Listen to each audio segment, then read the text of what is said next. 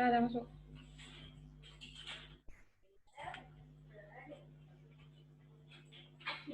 Our webinar. My name is Vishnu. I'm the consultant for ILO, and I'm sure some of you may be familiar with this. We were established in 2013. We are basically an industrial relations and human resource consultancy firm providing advisory services for all matters related to industrial relations and human resources. Today we have a very special guest with us. His name is Mr. Sivakumar Kanagasabai. Who's a lawyer. He's worked with us before in several conferences. We're very familiar with him. And I'd like to briefly go through his very, very impressive profile before handing over to Mr. Siva to commence his speech on a very important topic on fraudulent issues in relation to remote working. But basically, remote working is another norm for saying working from home or anywhere else other than working from the office itself. So basically, this is Siva's profile, impressive profile over here. He was admitted to the Malaysian bar in March 1995, made a partner of SKRINE, a top legal firm in Malaysia, in January 2002. He is currently the head of SKRINE's employment practice group and is also the head of the shipping practice group as well. Apart from employment and shipping, Mr. Kumar has broad commercial litigation practice and is a regular trainer at the Bar Council's advocacy training program for lawyers. Mr. Kumar has also been named as a leading shipping lawyer in Chambers Asia Pacific 2014 and 2015. So I'd like to hand over this entire session to Mr. Kumar. Mr. Kumar, please begin. Okay, thank you, Vishnu. Let me see whether I can just share my screen. I can do this.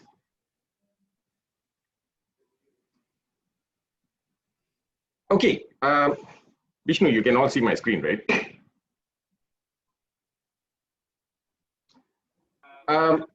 Okay, today's topic is about fraudulent issues in relation to remote working. And fraud, actually, I think before, if you look at the prior to this in the past, although everybody was saying there's all this corruption and funny business all going on, if you read the newspapers, you'll only see like some enforcement officer who's taken a 500 ringgit bribe, or somebody who's paid off a vendor or receive a kickback from a vendor for a few thousand ringgit to approve certain things.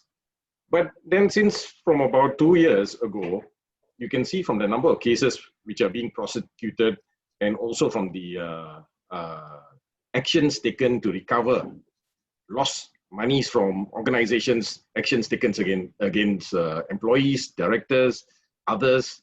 The amounts involved are not small, and they relate to things that have been happening not just recently, but for a long period of time. And the amounts go into millions and even billions. Okay, so I guess the good news is for the lawyers who are practicing in fraud and criminal law, this is like very high growth area, very good and so on.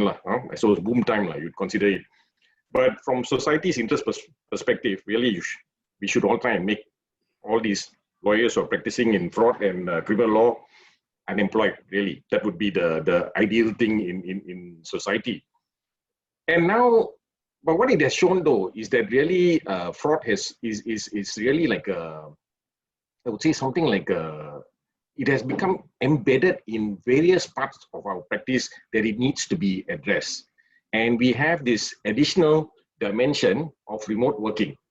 Now, remote working is not new, okay? But the reality is it's not as wide scale as it is now. In the past, even I had the Teams and WebEx and all that. Did I ever use it? No. The only time I ever used it was when the when the MCO came along, and suddenly I had to learn how to use all these tools. Prior to this, I would say largely it was used by people who were traveling, and a few people in Malaysia who had some liberties to allow to work from home at that time. Of course, now this has become more of a norm. You have more people working from home than you did before because of the pandemic. And this change has really been forced onto businesses abruptly. It just suddenly happened, and we've all had to change the way we work. So many organizations have had to cope with this change that has occurred.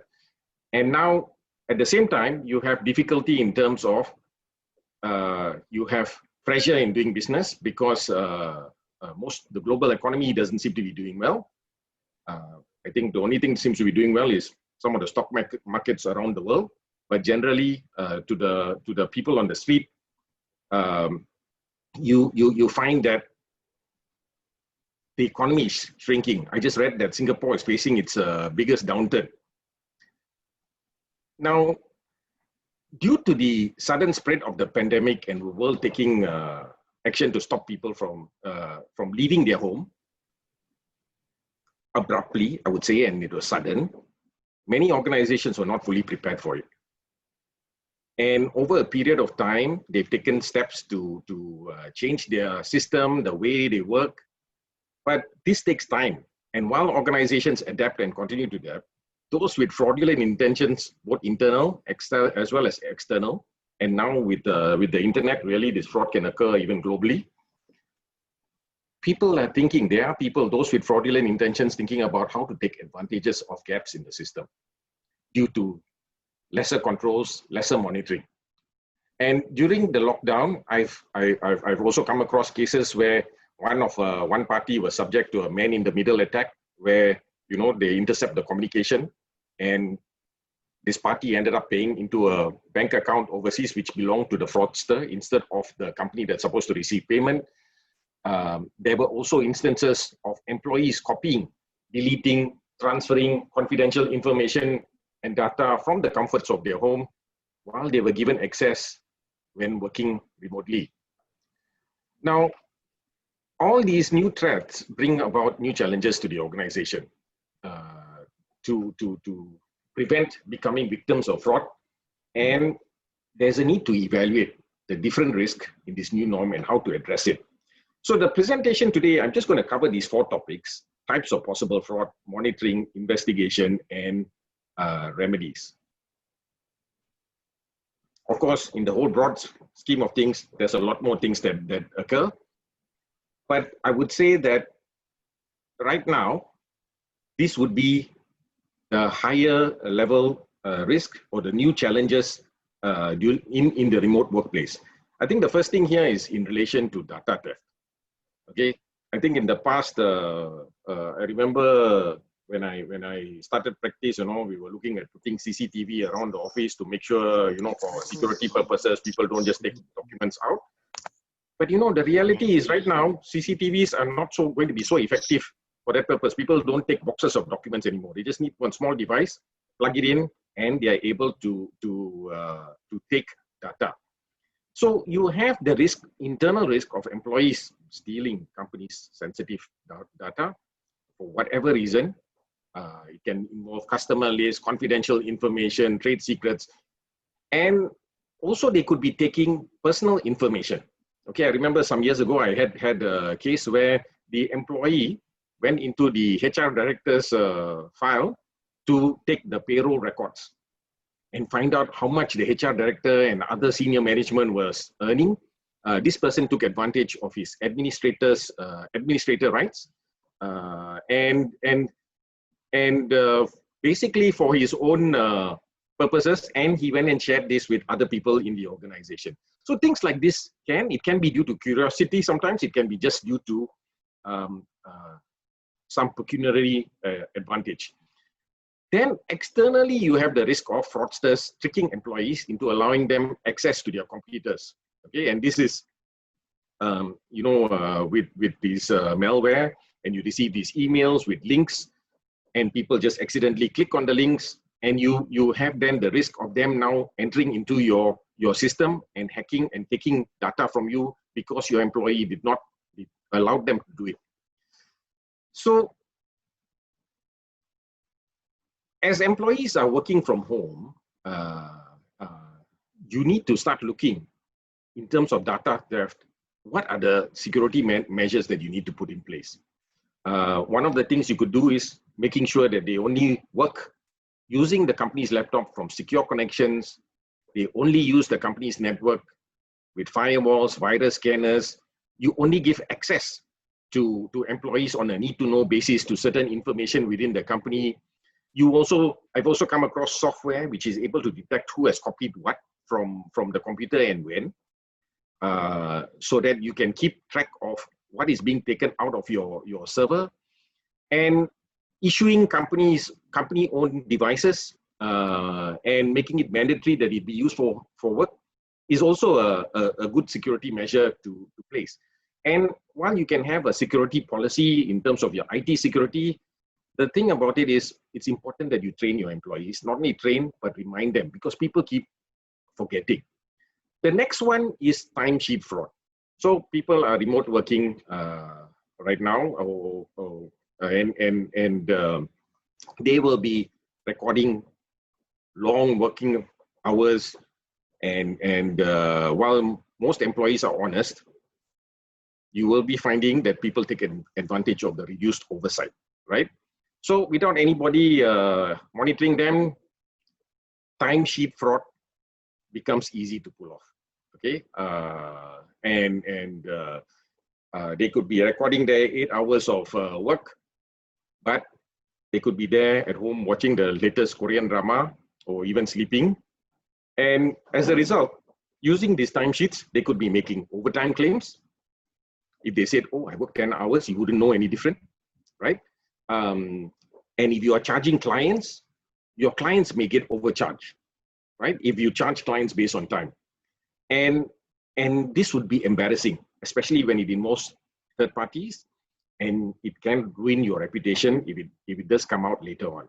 So again, in relation to timesheet policies, this is something that you need to educate people, make it a clear policy. Managers should check, I would say, with employees throughout the day. Hopefully the managers are also not watching the Korean drama and sleeping, but regular checking is required. You should also look at the time input, require employees to put detailed time input, and then compare it with the work output and see if it is reasonable as one checking measure. There's also time tracking and monitoring software, but not all of this is very cheap. Another option which I've read also is to offer employees flexible working hours, so that during traditional working times, they don't need to go and lie, okay, and say, oh, I was working when actually I was cooking. And they can adjust their working hours accordingly since they are working from home. Payroll fraud. And during this period, you will find that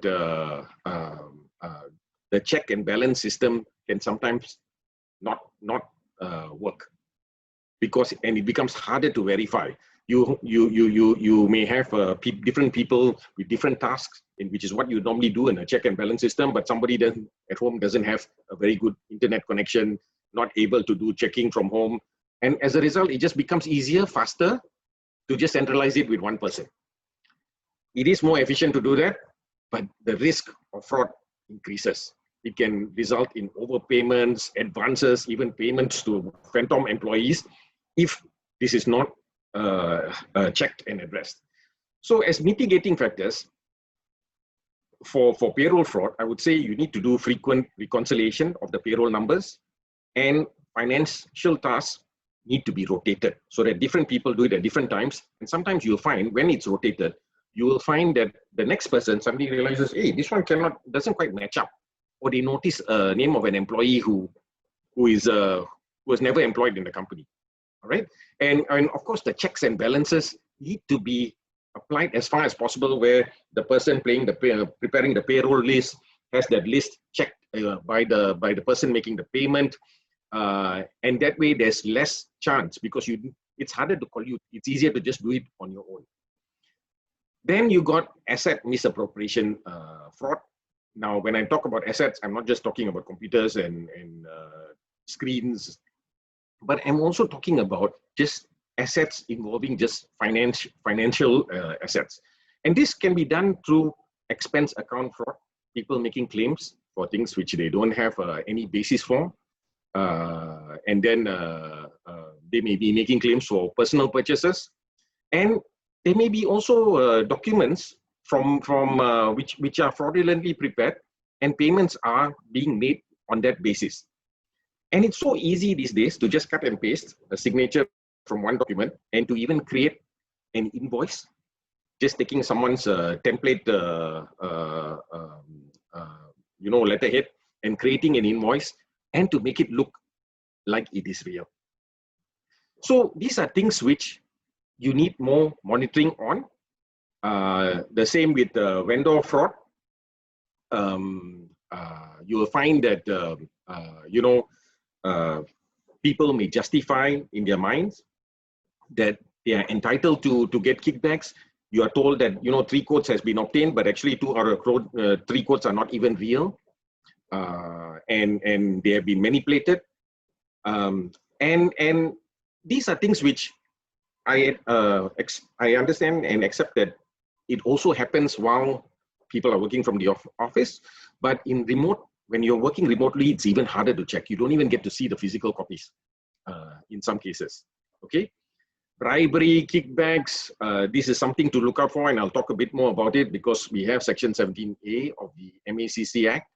And also these phishing and malware. Phishing are all these calls or messages, emails sent by fraudsters to cause your employees to provide them with sensitive data or to make payments to them. And look, even till today, I still get these recorded messages on my phone from time to time. Either it's from the police or someone purporting to be from the police, or even from the Inland Revenue telling me I have outstanding amounts, or from a bank. These are things which, strangely, I mean, people still fall for. So our employee needs to be educated about this, okay? And then you have malware, and this, as I mentioned, is when your employees accidentally click on a link, thinking it's a legitimate email, but in actual fact, it is doing something to access. It's a link to allow them to access your system. Okay. Now, so I go to the next topic, which is monitoring. I think in order to deal with this, we need to look at the psychology behind fraud. Ultimately, I would say that no matter how good the controls are, with human ingenuity, they will think of ways to overcome it over a period of time. So creating a culture of compliance where people are doing what is right is very important. And this fraud triangle, I remember this was authored by somebody, I forgot what his name is. This explains the main motivations for fraud. Okay, and when you remove these motivations, and there are 3 there, which is pressure, opportunity, and rationalization. When you remove even one, it already reduces fraud by a certain amount. Okay, the risk of fraud by a certain amount. So when they talk about opportunity, it's talking about where the company's own systems are weak, and people are taking advantage of it. Things fall within the cracks. Accounting policies are not so good. And then people are looking at it and saying, oh, it's so easy to take advantage of this. And after a period of time, they think, why not I do? Okay. And then you have pressure. Now, pressure or incentive, it depends on what it is. You have people who have been set high targets to achieve, and they are not able to meet these high targets, and then there's pressure on them to either keep their job, or to show that they are performing, to even come up with fake invoices, start manipulating money around to make it look like they were performing. When you talk about incentives, then you have people who are paid based on commission, or based on bonuses, based on, say, share prices, and there's also an incentive on them to earn money. And during this COVID-19 pandemic, it becomes more prevalent because we are facing a difficult economic time. And I think if you are looking in terms of economic time, it's probably going to get worse from next month onwards when the loan moratorium ends. People actually have to start paying their loans. Yeah, even I also have to pay my hire purchase loan starting from next month. So this puts extra pressure on them, and this becomes a motivation for them to think about whether they should, you know, I'm so desperate, maybe I need to do something by taking, you know, by manipulating the system in order for my personal benefit. Then you have rationalization. And this one is really an individual giving justification for committing fraud. It's an internal rationalization. They'll say things like, I'm underpaid. I think I deserve to be compensated with additional payments. Or they'll say, I've been here for 15 years. Surely I'm allowed to take some liberties. I've also heard this where they've said things like, how can you seriously expect me to compete with with other companies without giving incentives to customers, because my competitors are doing it, I have no choice, right? And then so they think because my competitor is doing it, I can't be fighting with both my hands tied behind my head, behind my back, and at the same time meet the targets. Then the other thing is also they see, oh, so and so seems to be driving a nice new car, and the suspicion is they've taken money from the organization, so why not me? If he can do it and no actions taken, why not me? So this is what I mean by rationalization. So then we come to the issue of how to combat fraud through monitoring. Now, the first thing I would say is you need to do a fraud assessment, right? You need to identify, evaluate the risk in this new norm, decide what is acceptable, what is not, how do you address the unacceptable risk, what new fraud detection procedures should I implement, and you need to have a culture of compliance, okay? This, more than anything, I think will help to keep people honest and will help you combat fraud. So one of the things there, I've identified a couple of items here. There's whistleblowing lines, and this allows a colleague to tell on either an employee to tell on either his colleague or to tell on his superior that certain fraudulent activities are happening without facing repercussions, okay? And it's an avenue for people to do this without having to write some surat layang and nobody knowing where it's coming from. Then you need to have surveillance and monitoring, which I mentioned earlier.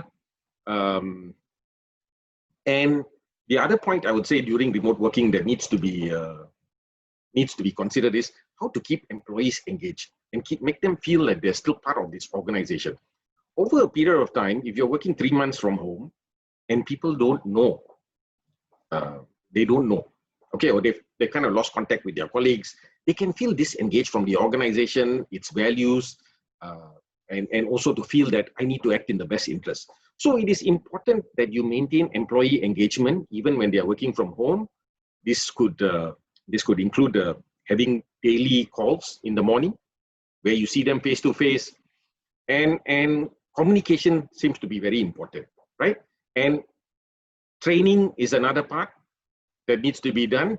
And the last thing I would want to point out here is you need to take into account the adequate procedures which have been set out in the website. If you go and look for guidelines on adequate procedures under Section 17A, Section 17A of the MACC Act now has made it easy for commercial organizations to be found guilty of fraud committed by its employees.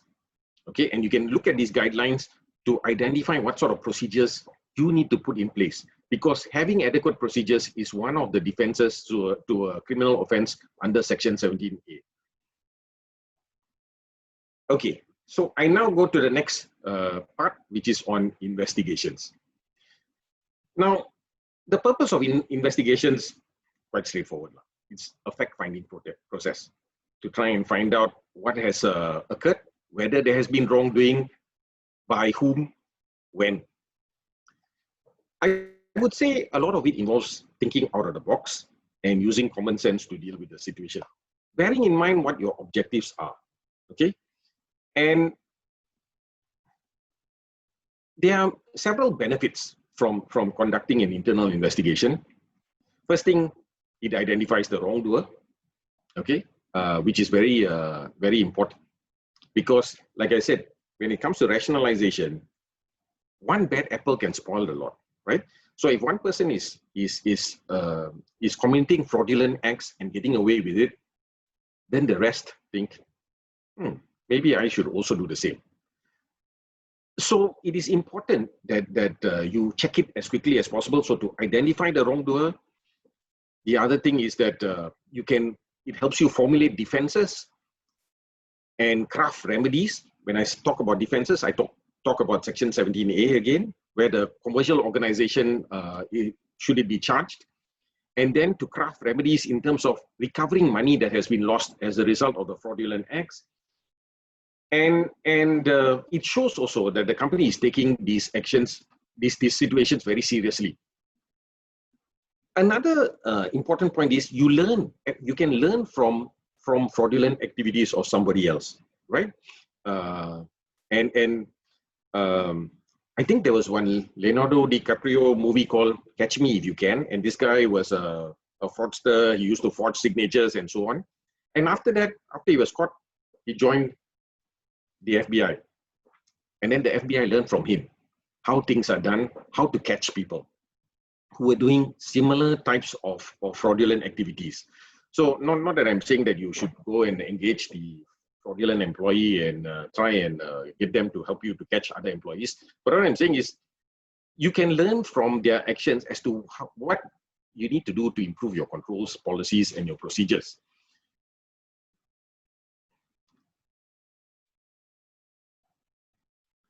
Now, the basic principles of investigations, generally, I would say you should keep it confidential. You don't want to alert anybody, especially the potential wrongdoer, so that it goes and destroys all the evidence. So you'd want to keep it as confidential as possible. Second thing is, the person doing the investigation has to have the proper mindset. Need to be skeptical, not evaluate everything. Everything that is said to them, all the evidence that is collected has to be challenged. They need to think about it. They shouldn't just accept it wholesale without critical examination. At the same time, it doesn't mean that they must go there and think everybody is lying. Neither am I saying they must go there and think everybody is telling the truth. They need to collect it and then decide for themselves based on the supporting evidence, just like in a way I suppose a judge would consider it, and decide which one is more probable. Who is likely to be telling the truth? Professionalism, they must conduct the investigations with integrity, fairness, diligence. They should not let their prejudices affect their judgment. This can affect the company's cases. I mean, many years ago, there was this famous, I think, American footballer, O.J. Simpson, and he was charged for killing his ex-wife in the US. They managed to kill the case because the investigator was shown to be prejudiced against black people. And doubt was created as a result. So in the same way, you wouldn't want to be getting somebody with a strained relationship or with the accused employee or accused person, or for that matter, the other extreme, someone with an intimate relationship with the suspect when you're doing the investigations. It needs to be somebody who's independent, free from bias and any form of conflict of interest. And then, of course, competence lah. You need to find somebody competent lah. I mean, who understands what am I doing, why am I doing it, how to interview witnesses or potential witnesses, how do I manage documents, records. They need to also understand the company's policies and procedures, not just do things blindly. So this is another thing that you need to assess. And if you don't have the people internally, then you may want to send them for training so that you do have some expertise if you have a large organization in particular.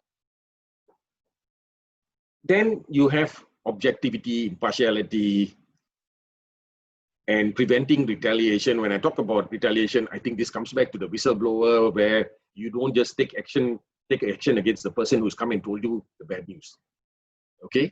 or told you that the deputy CEO or the CEO is committing some fraud. And finally, I would say timeliness, very important. Each investigation must be done properly. The longer it takes, the more memories will fade. People can't remember, oh, 2 years ago, oh yeah, I remember he came to my room and then he asked me for some money or something.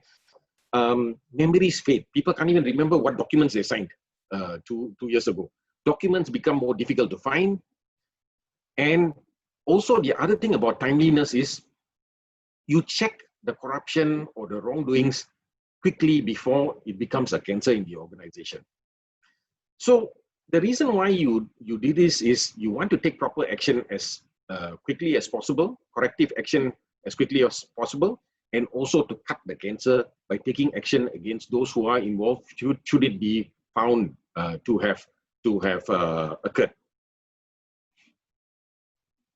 Okay, must have material before an investigation. Okay, I put there things like investigation plan, interview plan. You should have a general idea. What is it you're going to do before the investigation starts? What is it you're looking for? What is your goal? What information do you need? What do you need to verify? Who is likely to be involved, so that you also decide who to interview first and who to interview last. Whether you need external experts, IT forensic, for example, to help you with your investigation, the resources that you need, and also things like how am I going to prepare the final report? What is it I need to investigate? Then gathering documentary evidence, you need to look to see, actually gathering all evidence, both document and also oral evidence. But in terms of documents, you need to see how am I going to source it, secure it, store it, so that it doesn't get tampered with. So you may start to think, okay, do I need to look at personnel files, accounting records, telephone records, email records, computerized personal information? All these things come into play. But at the same time, the investigator needs to take into account our privacy laws as well. In particular, our Personal Data Protection Act. Generally, I would say if the device belongs to the company, they can take the device to see what information is in there. If you're looking at emails, if you're looking at the company's own email server, it's possible for you to examine this. But what I would say is, it's best that you also at the same time have policies in place and get the employees to agree upfront when they join your employment, or even after they join the employment, to allow you to access their personal data for purposes of investigation. Although there is an exception in that in the Personal Data Protection Act itself. Conducting interviews, right? Plan the interview. Who are you going to interview first? Who are you going to interview next? And then when you interview, what is going to be your approach? Now, generally, especially at the fact-finding stage, you're not accusing anybody of anything. So I wouldn't say you should be overly aggressive. You should just be skeptical, and I would say curious, to find out the facts, to gather the facts. And after you've taken the statement and you've typed it all out, I think one of the things that I quite often find in my cases is the statements are not signed or not recorded. And then it's shown to the witness, and the witness says, oh, this is not exactly what I said, and what you have understood is incorrect. So it's best that you get them to sign off on any type of statement that you have. Then analyzing the findings, reaching a conclusion. This is where you look at the evidence, you compare it, you decide what is right and what is not, and come to a conclusion on this, and you prepare an investigation report, setting out what you have found and your basis for your report. And I would recommend that beyond just identifying the wrongdoing and who has done it, you should also recommend corrective action so that you can learn from this mistake and do something in the future.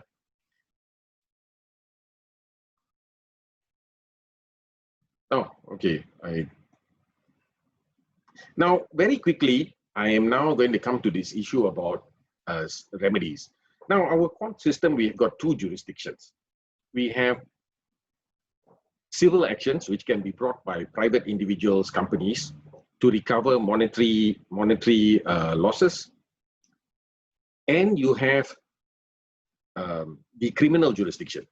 And the criminal jurisdiction is an offense against the state. When you've done theft or you've committed a corrupt act, it doesn't matter whether the complainant wants to prosecute or not. Ultimately, it's down to the Attorney General whether they want to prosecute this particular case.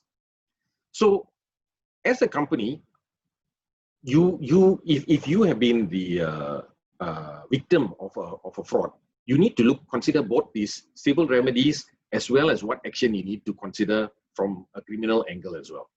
Now, from a civil remedy, these are some of the options available to the victim, right? But of course, you need to have sufficient evidence to prove that you are a victim in the first place, which is why the information gathering and the evidence gathering is very important.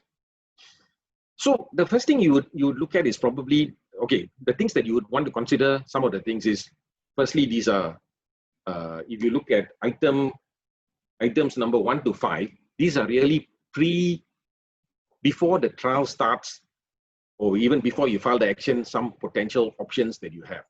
A Mareva injunction, this is a freezing order, and where you seek to freeze the assets of the wrongdoer to the extent of your loss. You can also, when you get this Mareva injunction, you will ask for the defendant to sign an affidavit to declare their assets. And this can then be used for you to identify where the money could have gone. But getting a Mareva injunction, you need to show that you have a good arguable case, the defendant has assets in the jurisdiction, there's a risk that this person is going to dissipate the assets, which, if you can show that there's a good case for fraud, there is a risk on itself, because from the character of the person, there's a risk that he's going to dissipate these assets, right?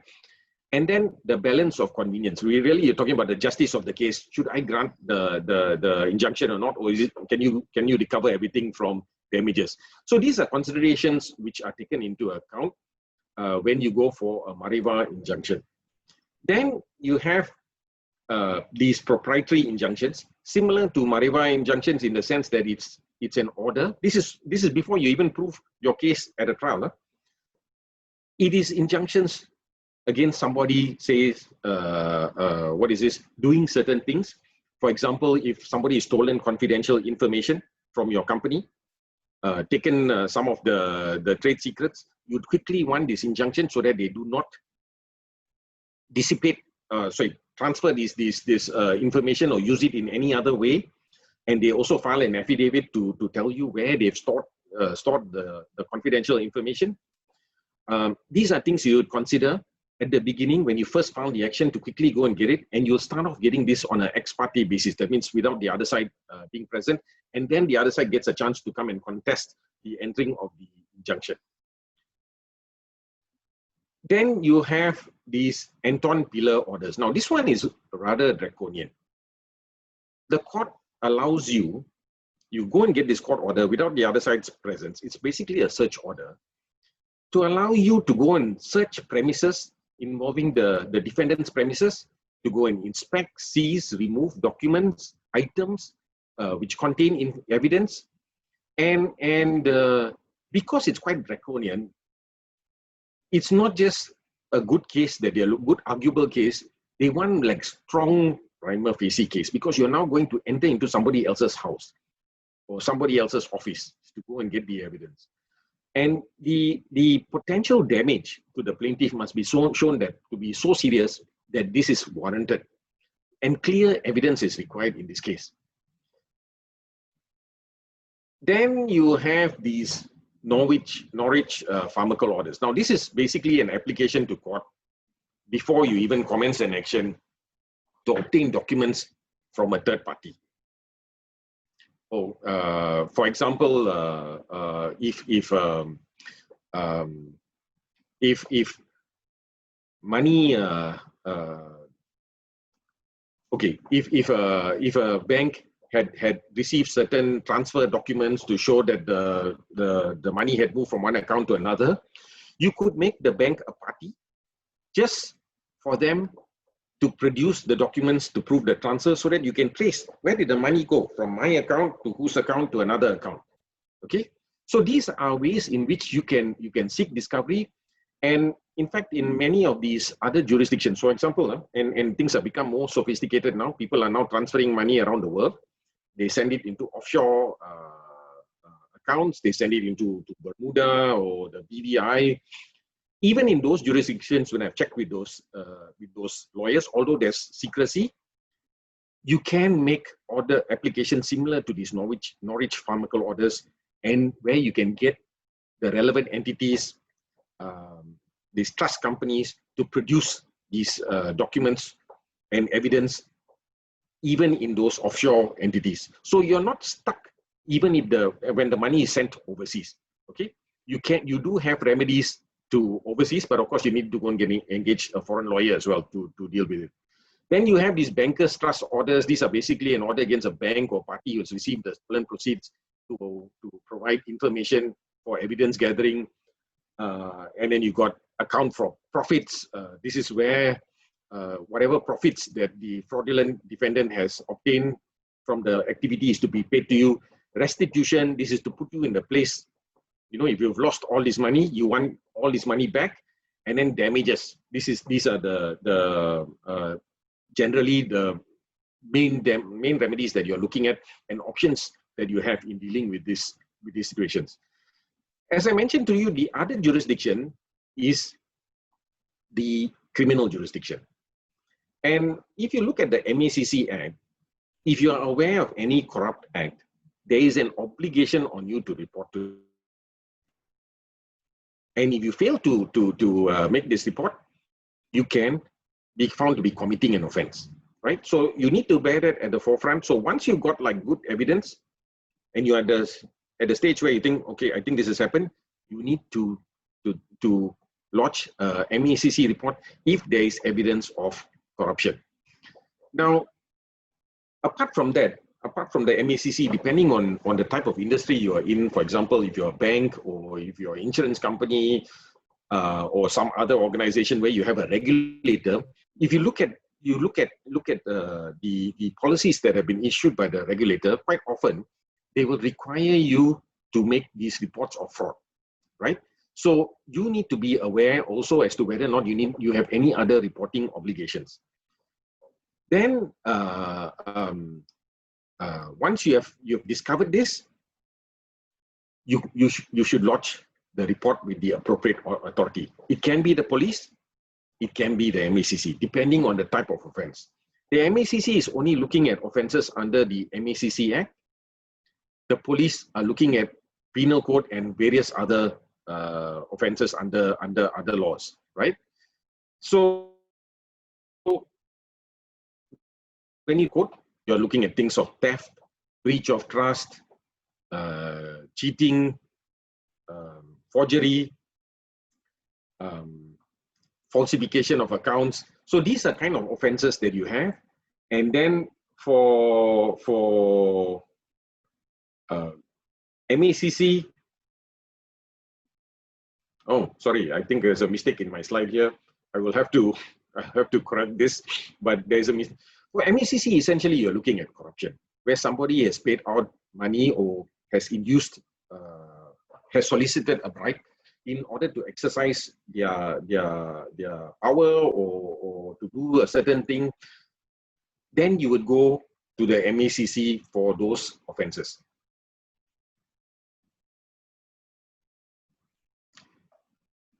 Okay, so now just very quickly, what you need to bear in mind, I'm just going to touch on this point, is that since the 1st of June, we have the Corporate Liability Act. In the past, there was no risk to directors or CEOs or senior managers when somebody in the procurement, no, actually not in the procurement, somebody in the sales department goes and pays a bribe or offers to pay a bribe to a third party. There was no risk to them. Then that particular person who has committed the offense will be charged with corruption. But now with Section 17A, when an employee or agent of your company commits corruption, the commercial organization is deemed to have committed the corrupt act as well. And then liability is then imposed on the directors and officers of the company, right? And the defense that the directors and officers of the company have is, number one, they need to show that, hey, I was not part of this. I didn't know this person has done all these things without my knowledge. I was not involved at all. But that's not enough. You can't just say, oh, I didn't know. You need to show that you had these adequate procedures in place. And this is where the MECC, they've got, if you go and find this on the internet, they've got this trust. That's their acronym. It's a series of steps that you should take in your organization when it comes to dealing with Section 17A and proving that you have taken adequate procedures. Okay, I think with that, I have ended my session. So I think I will just, should I stop my share now, Vishnu?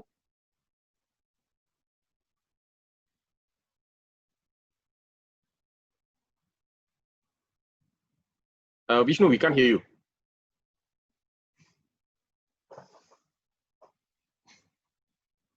Vishnu. Sorry. Yeah. Thank you very much, Mr. Siva, for your fantastic discourse on fraudulent issues in relation to remote working. Thank you to all the participants.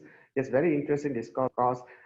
Just to comment that this resultant trend on remote working and so on really has happened. Basically, it's happened before, but it's more trendy these days simply because of the pandemic that's befallen over us.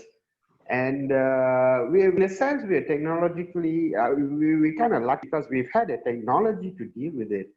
So because today we have all kinds of apps. Zoom, for example, has only been around for the last 2-3 years. So we've had the technological advancement that's been made recently to deal with it effectively. If the pandemic had hit us about 10 years ago, for example, would have been more economically devastating, and we would not be able to deal effectively simply because the tools are not available for us to deal with it. So the other issues on MEC Act and so on, please bear in mind. So, okay, participants, thank you very much. Before leaving all of you, I would like to remind you to take part in the poll question that will appear to you at the end of the session. Please please give us your opinion. We'd like to know what you think about our webinar sessions and so on. And please contact us if you need to know more about our IR consultant services. Thank you once again, Mr. Kumar, and we will see you again for the next webinar session. Thank you and goodbye. Just sorry, very quickly, I see all these questions here about whether we can share the slides. I have no problems with that. I can share the slides. Mr. Kumar, there's one question asking about code of business conduct with a bribery clause sufficient to cover the company, or we must have detailed anti-corruption policy in place? Okay, you should have a detailed anti-corruption policy in place. The business conduct can cover various types of things. Of course, if the business conduct is sufficiently detailed to cover anti-corruption, then that's fine. But if the code of business conduct is just talking about, you should treat people with respect, talking about no harassment, and somewhere in there, one small clause is there just dealing with anti-corruption, then I would say it's not enough. You need to have something more detailed, saying things like what are the amounts, the thresholds involved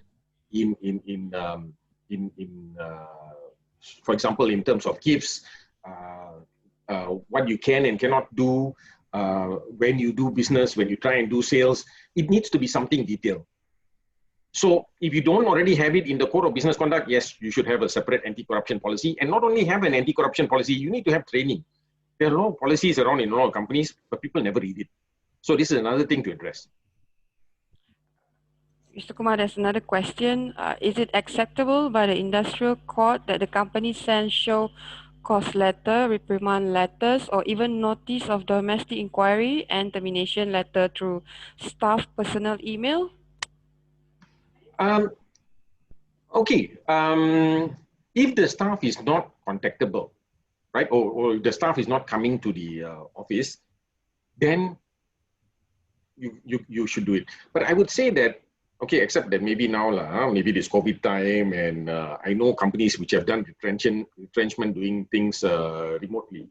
But ideally, you should have a face-to-face discussion and ask the person and hand over the documents, whether it's a show cause letter or dismissal letter, in person. Because the reality is that while the employee has got a chance to make a claim, if you treat them badly and suddenly they open their email and then say, oh, I'm dismissed, the likelihood of them getting angry and bringing a claim, is high, right? Because they're just angry. You're giving them an added motivation to bring a claim.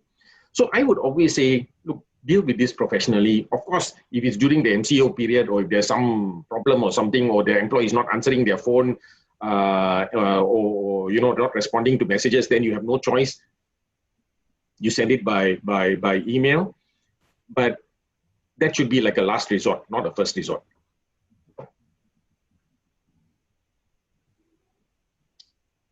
Okay, anything else? No more questions. Okay, No thank more you very much questions. then. Okay, thank you very much, Mr. Siva, once again. And please don't forget to fill up your 4 questions. Thank you, and we will see you again in our next session.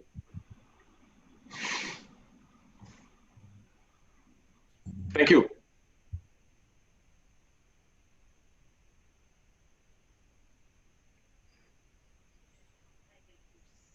Thank you.